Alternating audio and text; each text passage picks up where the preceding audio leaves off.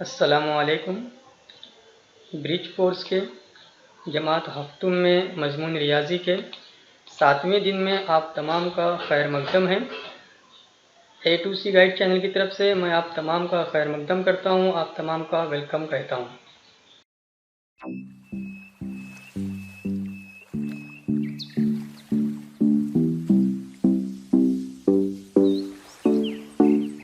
आज का 7वां दिन और जो हिस्सा हमें देखना है वो है कसरों पर अमल।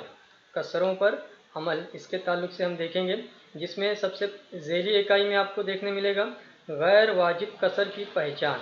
गैर वाजिब कसर की पहचान, गैर वाजिब कसर की पहचान, इसको समझने से पहले हमें समझना है कि कसर की कंसेप्ट क्या है।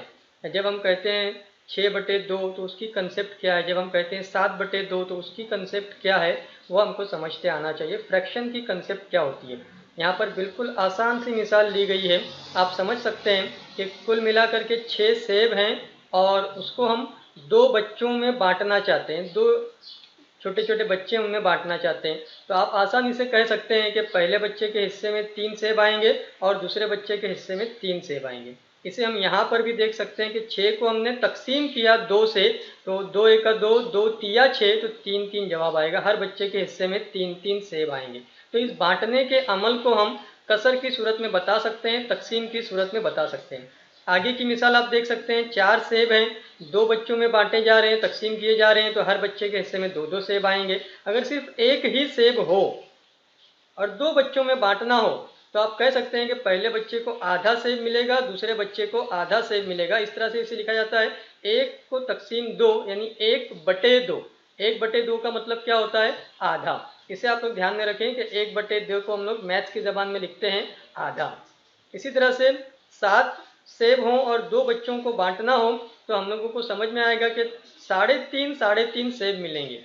उसे हम लोग इस तरह से लिखते हैं 7/2। 7/2 तो कितने सेब हैं, कितने बच्चों को बांटना है, उसकी मदद से हम लोग बना सकते हैं। जितने भी सेब हों, जितनी भी चीज़ें हों, उसको ऊपर लिखा जाएगा, उसे हम लोग शुमार कुनिंदा कहेंगे। और जो भी बच्चों की तादाद हो जिनमें हमें तकसीम करना है, बांटना है, उन्हें हम लोग नसबनुमा में लिखेंगे, नीचे की तरफ लिखेंगे और कसर हमारी तैयार हो जाएंगी 7/2।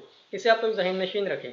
आगे बढ़ेंगे तो आपको समझ में आएगा यहाँ पर कि ये कसर जो लिखी हुई है वो 2 सही 3/5 लिखी हुई है। थोड़ा सा दूर दूर हो गया है पीडीएफ के अंदर, आपको ध्यान में रखना है 2 सही 3/5। इसको हम लोग सादी कसर में तब्दील कर रहे हैं। ये मुरक्कब कसर है। ये कसर कौन सी है? मुरक्कब कसर है। जिसके अंदर सही वाला नंबर होता है उसे हम लोग कहते हैं मुरक्कब कसर।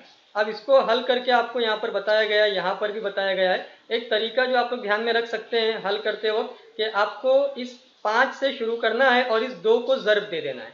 5 का और 2 का क्या करेंगे आप लोग? ज़र्ब करेंगे। ठीक है, तो आपका जवाब आ जाएगा 5 दूनी 10।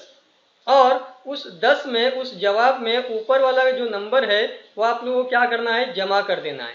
तो 10 में 3 जमा करेंगे तो आपका जवाब तैयार होगा 13। और इस तरह से आपका ये जवाब आ जाता है 13 बटे, और बटे में जो भी नंबर था 5 वो वैसे के वैसे ही आएगा।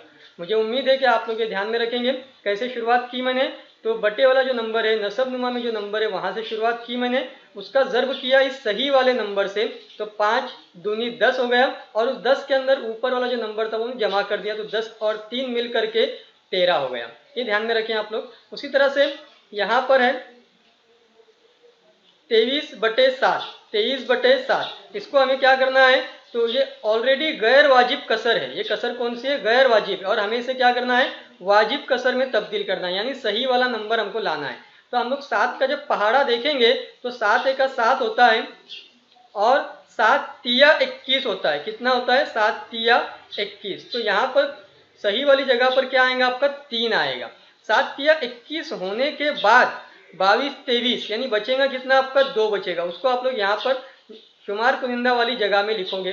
ठीक है, और बटे में जो आपका 7 था वो वैसे के वैसे लिखा जाएगा। बटे में आपको जो 7 है वो वैसे के वैसे ही लिखना है। तो इस तरह से ये 3 सही 2/7 जो तैयार होगा वो रहेगी आपकी वाजिब कसर। वो आपकी कसर कौन सी रहेगी? वाजिब कसर रहेगी। यहाँ पर थोड़ा सा आपको डायरेक्ट जवाब देखने मिलेगा। उन्होंने लिख दिया यहाँ पर कि 23/7 और फिर 23/7 को बराबर करके लिख दिया है 3 सही 2/7। तो मैंने आपको एक्सप्लेन किया कि कैसे हम लोग 3 लेकर आएंगे, कैसे ये 2 आएगा और बटे का 7 वैसे के वैसे ही आपको लिखना रहेगा।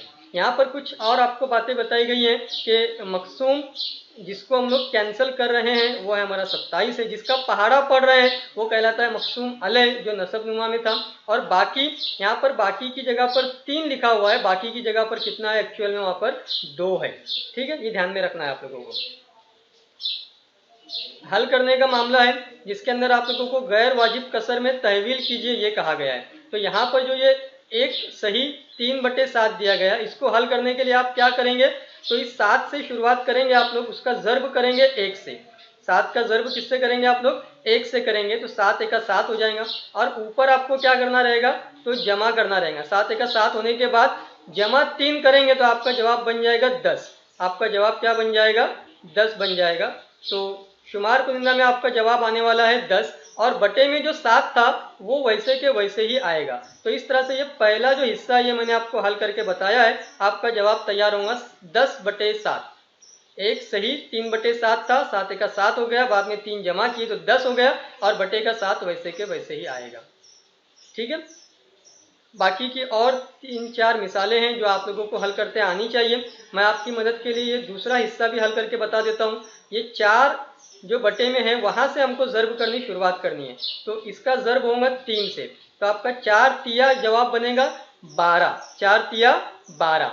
और ऊपर जमा में कितना है, तो जमा में आपको करना है 2, तो 12 और 2 मिलकर के बनाएगा 14 और बटे का 4 वैसे के वैसे ही रहेगा। तो आपका जवाब क्या आएगा, ऊपर आएगा आपका 14 और बटे में आपका जवाब आया हुआ रहेगा 4। बटे में जवाब क्या आएगा आपका 4। नसब नुमा का नंबर जो 4 था वो वैसे के वैसे ही आएगा। मुझे उम्मीद है कि आपको ये सवाल आसानी से समझ में आ गया होगा और मिसालें आपको खुद से कोशिश करना है। जब आप खुद से करोगे तभी आपको ब्रिज कोर्स का फ़ायदा मिलेगा, तभी आपको समझेगा कि आप कितना सीख रहे हो कितना नहीं सीख रहे हो।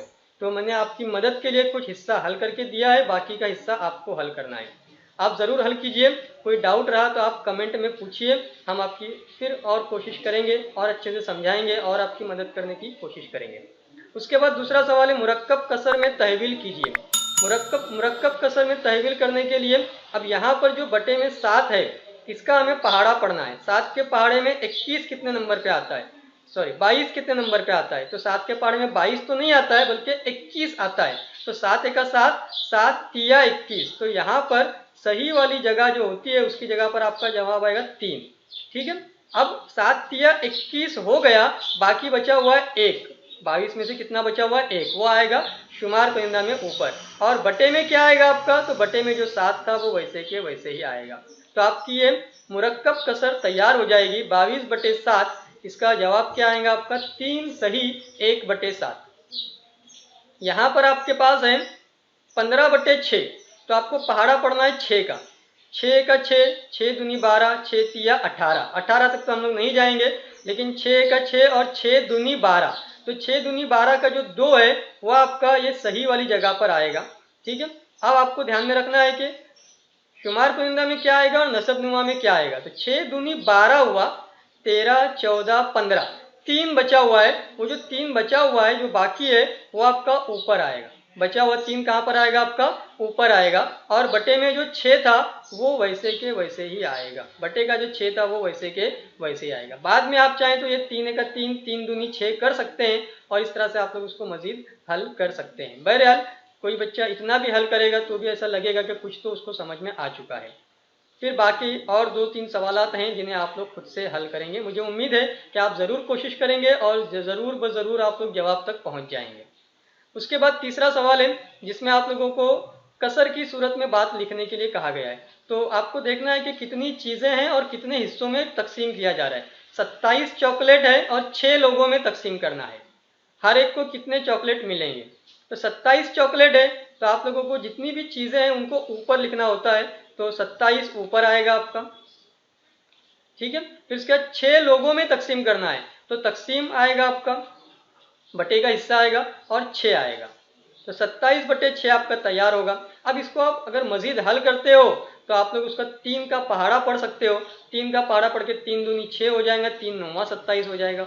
और कैंसिल करते हो तो फिर आशारिया में जवाब आएगा। आप लोग कम से कम 27/6 इतना तो लिख पाएँ, ये ज़रूरी है। बाकी और आप कितना हल कर पाते हो ये आपकी क्वालिटी है, आप लोग कितना आशारिया वगैरह तक पहुंच पाते हो। आप लोग कोशिश कीजिए, आखिर तक आप लोग पहुंच जाएंगे।